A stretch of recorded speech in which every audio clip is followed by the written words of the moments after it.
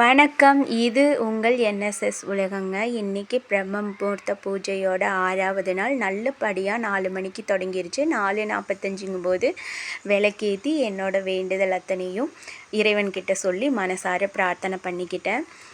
காலையில் எந்திரிக்கும் போது மனசுக்குள்ளே அவ்வளோ நிம்மதி, அவ்வளோ சந்தோஷம்.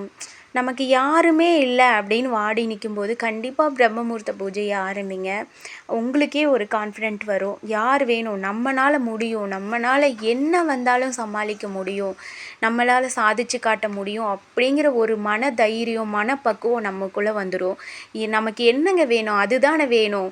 அதை இழக்கும் போது தான் நம்ம எல்லா இடத்துலையும் தோற்று போய் இருக்கிறோம். அந்த ஒரு கான்ஃபிடென்ட்டும் நம்பிக்கையும் நமக்குள்ளே வந்துருச்சுனாலே போதுங்க, நம்ம எல்லா இடத்துலையும் ஜெயிச்சு காட்டுவோம்.